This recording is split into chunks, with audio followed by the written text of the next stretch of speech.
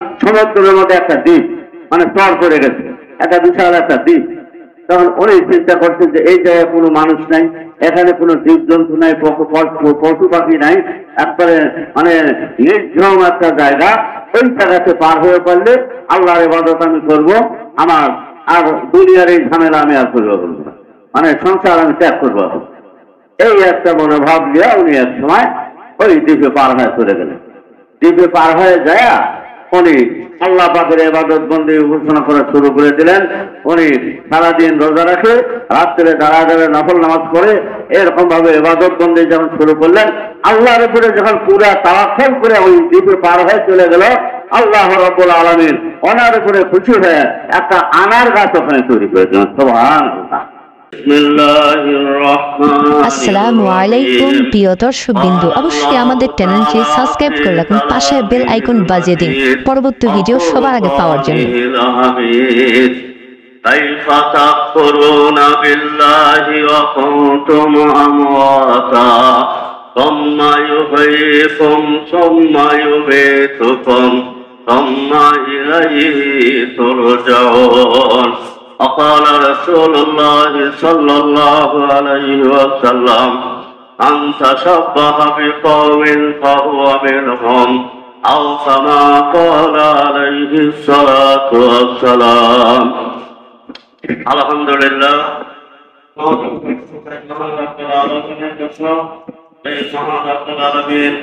আমাদেরকে দুনিয়ার বিভিন্ন ঝামেলা থেকে মুক্ত করে আল্লাহর হুকুম পালন করার উদ্দেশ্য নিয়ে কিছু সময়ের জন্য আল্লাহর ঘরে আসার মতো তৌফিক দান করলেন। সেই মহান রব্বুল আলামিনের শুকরিয়া আদায় করে আমরা সবাই করি আলহামদুলিল্লাহ। আসলে আল্লাহ রাব্বুল আলামিনের নেক নজর যে বান্দার উপরে পড়ে, সেই বান্দাই আল্লাহর কাম করে পরে নেক কাজ করার সুযোগ পায়। আর যার উপরে আল্লাহ পাকের নেক নজর নাই, সে আল্লাহ নেক কাজ করার সুযোগ পায় না। আল্লাহ রাব্বুল আলামিন দয়ার পরবর্ষে আমাদেরকে যে আল্লাহর ঘরে আসার তৌফিক দান করলেন, আমরা আরেকবার শুকরিয়া আদায় করি আলহামদুলিল্লাহ। আল্লাহ রাব্বুল আলামিন আসলে আমাদের হায়াতের মালিক কে? আল্লাহ। আমাদের মৌতের মালিক আল্লাহ। আমাদের আপাত বিপদ, আমাদের সব কিছুর মালিক আল্লাহ। এটার উপরে পূর্ণ বিশ্বাস থাকার নামই হলো ঈমান, নাকি বলেন? এটার উপরে পূর্ণ বিশ্বাস থাকার নামই হলো ঈমান। আল্লাহ রাব্বুল আলামিন যে সব কিছু করতে পারেন, এর উপরে বিশ্বাস রাখা। আমরা পড়ি না ইন্না লিল্লাহি ওয়া ইন্না ইলাইহি রাজিউন, এর অর্থ কি? ইন্না লিল্লাহি, এই যে পড়লাম, একটা কোন সময় পড়ি, একটা মানুষ মারার খবর পেলে অথবা একটা হঠাৎ করে একটা উৎপাত লাগলো, মানে বিপজ্জনক, নাকি বলেন? একটা বিপজ্জনক কিছু হলে পরে আমরা ইন্না লিল্লাহ করে থাকি। ইন্না লিল্লাহ, ইন্না লিল্লাহি, তার মানে এটা আল্লাহর তরফ থেকে আসছে। ওয়া ইন্না ইলাইহি রাজিউন, আল্লাহ এইটা আবার আল্লাহর দিকেই ফিরে চলে যায়। আল্লাহ তুমি বালা দিছো, তোমার দিকেই ফিরে যায়। আসসালামু আলাইকুম প্রিয় দর্শকবৃন্দু, অবশ্যই আমাদের চ্যানেলটি সাবস্ক্রাইব করে রাখুন, পাশে বেল আইকন বাজিয়ে দিন পরবর্তী ভিডিও সবার আগে পাওয়ার জন্য। নির্ধারিত টাইম দিয়ে আমাদেরকে দুনিয়ায় প্রেরণ করেছে। আমরা যতই বাহাদুরি করি যে আমি আরো 20 বছর থাকবো, আমি আরো 2 বছর থাকবো, এই যে বাহাদুরি আমরা যে করি, এটা কিন্তু সম্পূর্ণ ভুল। আল্লাহ রাব্বুল আলামিন আমাকে আপনাকে যতটুকু টাইম দিয়ে দুনিয়ায় পাঠাইছে, ঠিক সেই টাইম পর্যন্তই আমাদের থাকা লাগবে। আল্লাহর আদেশ হওয়ার পরে ফিরে যাওয়া লাগবে। আজরাইল যখন এসে যায়, এই যে যারা গুনাহগার মানুষ, এরা মৃত্যু যখন দেখে যে আর তো বাঁচি না, এখন তো মারাই যাবো, আর তো বাঁচি না, হায় খোদা আল্লাহ তুমি আমার হায়াত বাড়ায় দেও আল্লাহ, আজরাইলকে ফিরে দেও আল্লাহ, আমি যত রকম নেক কাজ আছে আমি নেক কাজ একটু বেশি বেশি করে তারপরে আমি আসছি আল্লাহ, আমাকে আর একটা সুযোগ দেও আল্লাহ। আর আল্লাহ পাক কি বলেন যে নির্ধারিত টাইম তোমার যেটা দেওয়া হয়েছিল সেই টাইম পুড়ে গেছে, আজরাইল গেছে, আর থাকার সুযোগ নাই, পুনরায় আর আজরাইল ফিরবে না। এই আজরাইল সেটা জানেন। এই যে আমাদের আদমকে বানানোর জন্য যে দুনিয়ার মাটি আনার জন্য ফেরেশতা আল্লাহ পাক পাঠাচ্ছিল। প্রথম জিবরাইল আলাইহিস সালাম, মিকাইল আলাইহিস সালাম, ইসরাফিল আলাইহিস সালাম সকলেই পাঠিয়ে দিতে। তো আল্লাহ পাক আবার মাটি বলছিলেন যে হে মাটি, তোমার থেকে একটা অংশ আমি নেব, নিয়ে আমি আর একটা নতুন একটা প্রতিনিধি তৈরি করবো, আদম তৈরি করবো। এই আদম থেকে কোটি কোটি সন্তান মানুষ আরো দুনিয়াতে হবে, এদেরকে দিয়ে আমি দুনিয়াতে আবাদ করবো। কিন্তু এই মানুষের কিছু সংখ্যক, এই আদমের কিছু সন্তান যাবে জাহান্নামে, আর কিছু সন্তান তারা যাবে জান্নাতে অনন্তকালের সুখের জায়গায়। তো মাটি এই কথা শুনে অধর নয়নে কান্দা শুরু করে দিচ্ছে যে আল্লাহ, আমি মাপ চাই আল্লাহ, আমার অংশের থেকে, আমার পিঠের থেকে মাটি নিয়ে তুমি এই আদম বানাইও না আল্লাহ, আমার পিঠের মাটি থেকে তৈরি হয়ে জাহান্নামে পড়বে, এটা আমার পক্ষে সহ্য করা কঠিন। আল্লাহ তুমি আমার থেকে মাটি নিও না আল্লাহ। কানতে কানতে কানতে হাদিসের মধ্যে আসছে, দুনিয়াতে নদ নদীগুলো দেখা যায়, এইগুলো তাদের কান্দনে, মাটির কান্দনে এগুলো হয়ে গেছে। তো আল্লাহ রাব্বুল আলামিন শেষে আইসা আজরাইলে করাই দিল, মানে মাটির কান্দনে জিবরাইল আলাইহিস সালাম ফিরে গেছে আল্লাহর কাছে, বলছে আল্লাহ, আমি তো মাটি আনবে গেছিলাম, মাটি এত অঘর মেলে কান্দিচ্ছে, আমি আর হচ্ছে মাটি দিয়ে পারলাম না, আমার মায়া লাগলো। ঠিক আছে, যাও ইসরাফিল যাও, ওনারও এই অবস্থা, যাও মেকাইল যাও, তারও এই অবস্থা। আল্লাহ পাক এবার মানে চতুর্থবার এবার আজরাইলের পাঠায়, যাও আজরাইল যাও, তুমি মাটি দিয়েছো। এবার আজরাইল যায়, যখনই বলছে মাটি, আল্লাহ পাক পাঠায় দিতে, তোমার থেকে একটু মাটি দিয়ে দেওয়া লাগবে, এর থেকে আল্লাহ পাক একটা প্রতিনিধি তৈরি করবে। তো মাটি জোরহাত অনুরোধ, আল্লাহর দোহাই, হে আজরাইল, আল্লাহর দোহাই দিচ্ছি, তুমি আমার থেকে মাটি দিও না। আল্লাহ পাক খবর দিতে, এই মাটির থেকে আদম সন্তান তৈরি হবে, এদের কিছু যাবে জান্নাতে আর কিছু যাবে জাহান্নামে। এই জাহান্নাম আমি সহ্য করে পারবো না, তুমি আমার থেকে মাটি দিও না। অবহেলনে কান দিচ্ছে। আজরাইল চিন্তা করছে, সর্বনাশ, এই জন্য তো ঘুরে গেছে 3 ফেরেশতা, তাহলে আমিও যদি যাই কিরম হয়। তো মাটি বলছে, হে মাটি শোনো, তুমি তো আল্লাহর দোহাই দিচ্ছ, কিন্তু আল্লাহ পাক যে আমাকে আদেশ করছে, তাহলে আল্লাহর আদেশ শুনবো না তোমার দোহাই শুনবো? তোমার দোহাই আমার কাছে কিছু আসে যায় না, আল্লাহর হুকুম আমি পালন করবো। এক খাবারে মাটি নিয়ে আল্লাহ পাকের দরবারে চলে আসছে। আল্লাহ পাকের দরবারে আসার পরে আল্লাহ পাক করছে যে, হে আজরাইল, তুমি মাটি এত কান্দাকাটি করলো, এত অনুরোধ করলো, আমার দোহাই দিল, তারপরে তুমি মানলে না, তুমি মাটি নিয়ে আসলা কিভাবে? বলছে আল্লাহ, আমাকে মাফ করবেন আল্লাহ, আপনি আমাকে আদেশ দিচ্ছেন যে মাটি নিয়ে আসে, আর মাটি আপনার দোহাই দিচ্ছে, আমি এখন শুনবো আল্লাহ, আমি সরাসরি আপনার হুকুম পালন করছি। আসলে কথাটা এখানে পারেন, আল্লাহর হুকুম পালন করেছে আগে দরকার। তো উনি হয়তো করছে, ঠিক আছে, তোমাকে ধন্যবাদ আজরাইল, তোমাকে ধন্যবাদ, তুমি আমার হুকুম পালন করতে পারছো, তোমাকে ধন্যবাদ দেওয়া হলো। তবে একটা কাজ, তোমাকে এই কারণে আর একটা দায়িত্ব তোমার মতো, তোমার মতো সাহসী ফেরেশতা। আসসালামু আলাইকুম প্রিয় দর্শকবৃন্দ, অবশ্যই আমাদের চ্যানেলটি সাবস্ক্রাইব করে রাখুন, পাশে বেল আইকন বাজিয়ে দিন পরবর্তী ভিডিও সবার আগে পাওয়ার জন্য। এদের প্রত্যেকের জান কবজ করতে হবে, তোমার এই দায়িত্ব তোমার উপরে ছিল।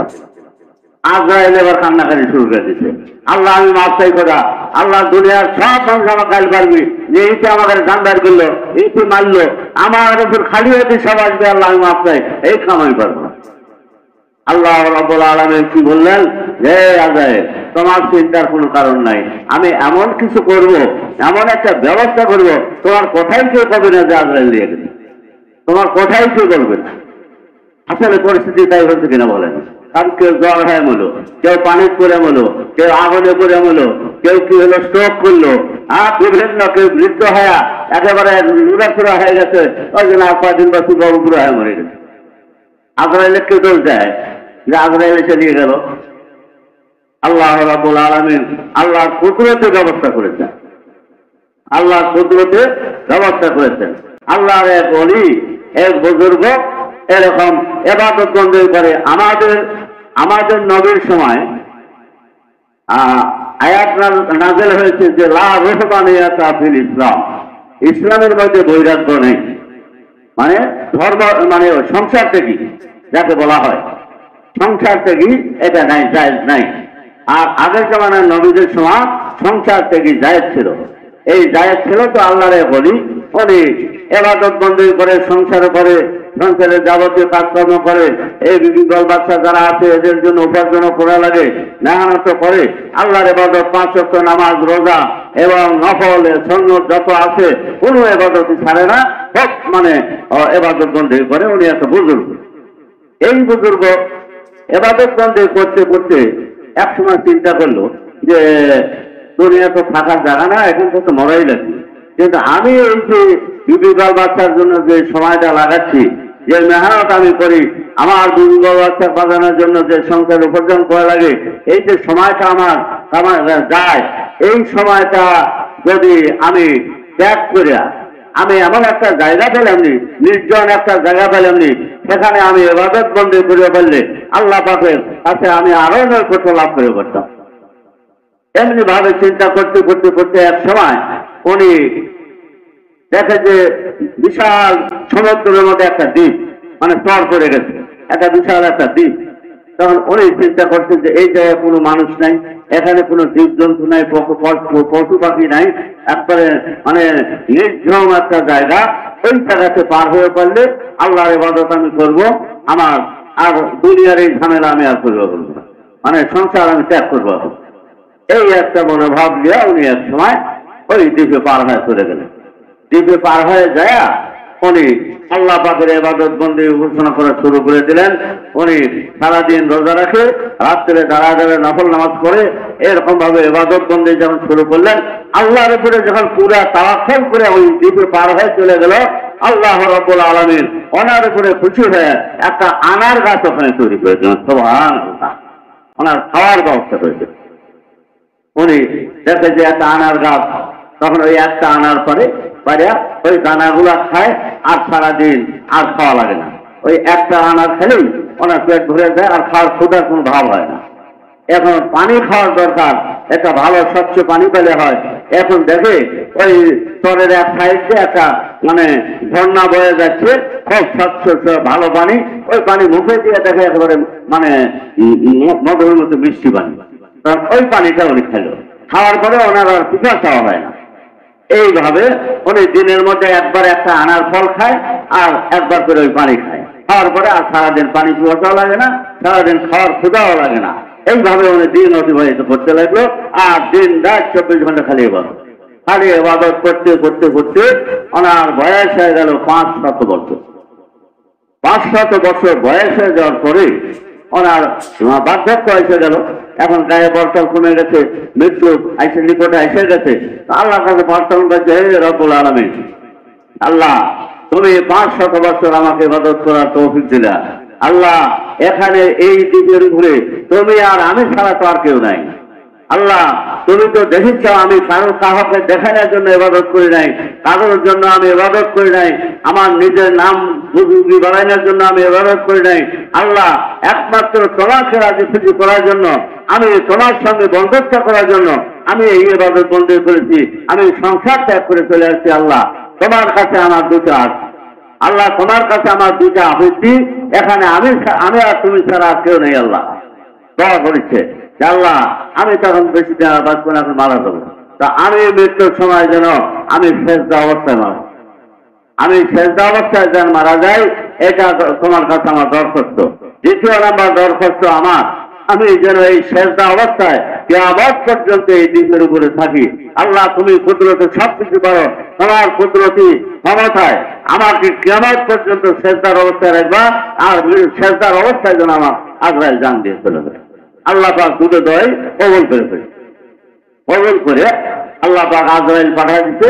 ও যখন সেজদায় গেছে, আল্লাহ পাক আজরাইল পাঠিয়ে দিতে, সেজদা অবস্থায় জান্নাত গেলে যাওয়ার পরে এই যে দ্বিতীয় দোয়া করছে যে কিয়ামত পর্যন্ত ওখানে আল্লাহ তুমি ওই অবস্থায় রাখো, হাসরের ময়দানে আমি যেন সেজদা থেকে উঠা যাই, আর তুমি আল্লাহ আমাকে যেন কিয়ামত পর্যন্ত দেখো যে আমার বান্দা সেজদায় আছে।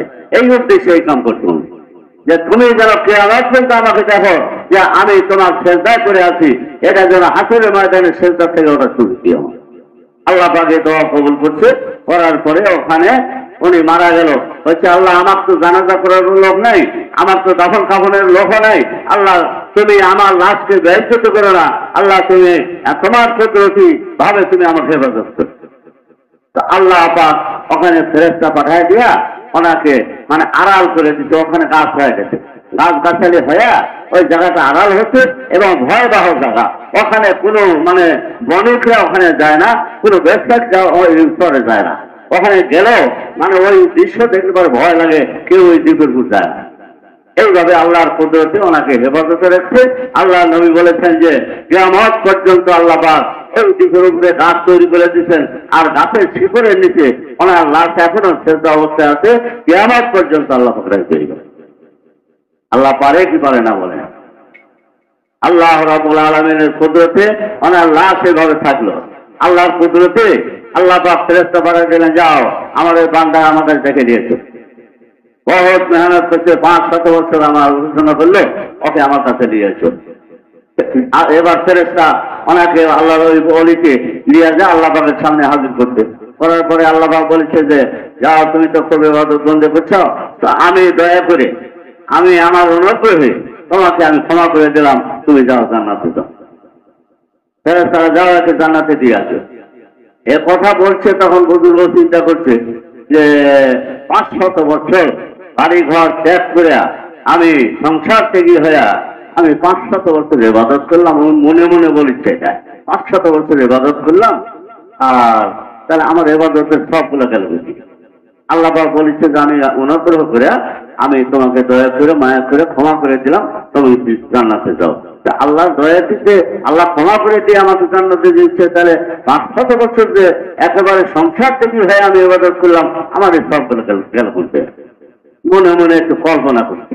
আল্লাহ পাক তো আসলে বিজাতির সুদূর, আল্লাহ পাক অন্তরে খবর জানেন।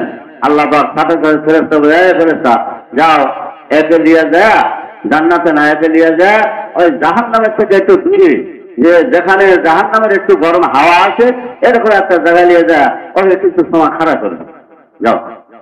সাথে সাথে ফেরেশতা অনেকে নিয়ে জাহান্নামের একটু দূরে, যেখানে জাহান্নামের হাওয়া আসছে, গরম লো হাওয়া আসছে, ওখানে নিয়ে খাড়া করার পরে এখন ওই গরম হাওয়া গরম বাতাস লাগতে লাগতে লাগতে ওনার শরীর আস্তে আস্তে শুকায় যাচ্ছে, শুকায় উঠতে উঠতে পানি পিপাসা শুরু হয়ে গেছে, পানি পিপাসা হতে হতে এখন যান যায় আছে এরকম ভাব শুরু হয়ে গেছে।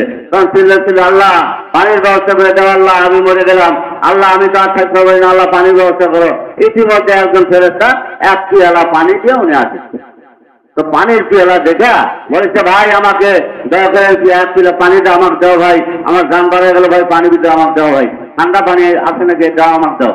তো বলেছে পানি তো আছে, খুব ভালো পানি, এই পানি খাইলে কোনোদিন আর পিপাসা হবে না, কিন্তু ঘটনা হলে এটা তো মাংনা দেওয়া যায় না, এটা এমনি এমনি দেওয়ার পানি এটা না, এটার কিন্তু মূল্য, এটা বহুত বড় মূল্য আছে, এই মূল্য দিয়ে এই পানি নিতে হয়। তো কি বললো দেওয়া লাগবে তাহলে, যে এর মূল্য তো অন্য কিছু না, এখানে তো আর টাকা পয়সা চলে না, এখানে 500 বছর ইবাদতের সব যে দিতে পারবে তাকে এক পেয়ালা পানি দেওয়া হবে।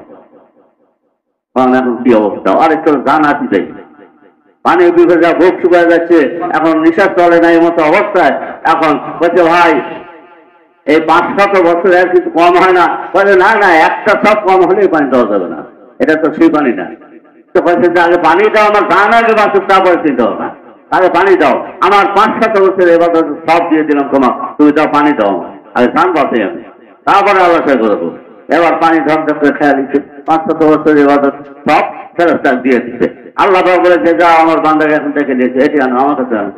এবার বান্দাকে আবার নিয়ে আসছে আল্লাহ পাকের কাছে, আনার পরে কাছে, বান্দা তুমি তো এক পিয়ালা পানির বদলে তুমি 500 বছরের ইবাদতের সব একজনে দিয়ে দিলে, এখন তো তোমার কাছে আর কিছু নাই, তাহলে তুমি যে 500 বছরের ইবাদত করলে আর ওই যে ঝর্ণার পানিগুলো খেলে কতবার খাইছো এই পানি, এই পানিটার জন্য তুমি কি দিচ্ছ, আমার তো কিছু দেওয়া লাগবে, জান্নাতে যাবে তাহলে আমার তো কিছু দেওয়া লাগবে।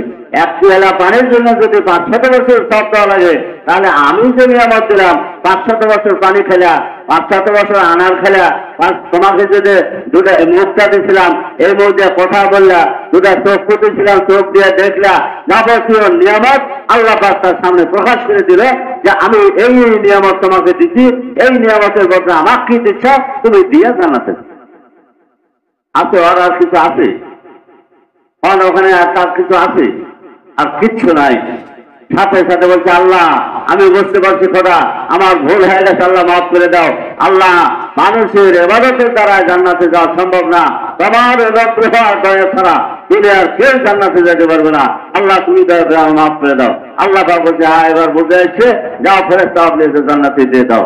তো এই জন্য বলা হয়েছে যে আল্লাহ পাক বলছে প্রথমে যে আদেশ করছিল যখন জান্নাতে দাও, এই কথাকে আল্লাহ দুই হবে। এই জন্য আল্লাহ রাব্বুল আলামিন বলেছেন, মধ্যতে অমরেতে ধরে জান্নাত গোয়ার কাইফা ওয়া দাখিলে দুরুসাওয়াত। আল্লাহ পাক যদি একবার আদেশ করে যে ওকে জান্নাতে দিয়ে দাও, কাইফা ওয়া দাখিলে দুরুসাওয়াত, তাকে আর কোনোদিন জাহান্নামে দেওয়া হবে না। সুবহানাল্লাহ। আল্লাহ পাক আল্লাহর কুদরতে আমাদেরকে দুনিয়াতে দিয়েছে। আমরা তো অনেকে আছে 5 ওয়াক্ত নামাজ পড়ে অনেক গৌরব, অমুক অমুক নামাজ পড়ে না, আমি নামাজ পড়ি, এই নামাজের দ্বারাই তো আমি পার হয়ে যাবো। আর একজন কোরআন তেলাওয়াত করে তাহাজ্জুদ করে, এক গৌরব যে আমি তাহাজ্জুদ করা, গোটা গ্রামের লোক তাহাজ্জুদ করে না, আল্লাহ পাক আমাকে এই তৌফিক দিতে, এই যে গৌরব এটা কোনোদিন করবেন না। হজ করেছেন কেউ এরকম গৌরব করবেন না, আমি হজ করছি আমাকে আল্লাহ মাফ করে দিতে, আমি নামাজ পড়ি আল্লাহ মাফ করছে, এই গৌরব অহংকার কখনো মনের মধ্যে আনবেন না। আল্লাহ রাব্বুল আলামিনের দয়া ছাড়া মায়া ছাড়া কেউ জান্নাতে যেতে পারে। এই জন্য আমরা ইবাদত বন্দেগী করার উদ্দেশ্য আল্লাহর আদেশ পালন করি, নাকি বলেন?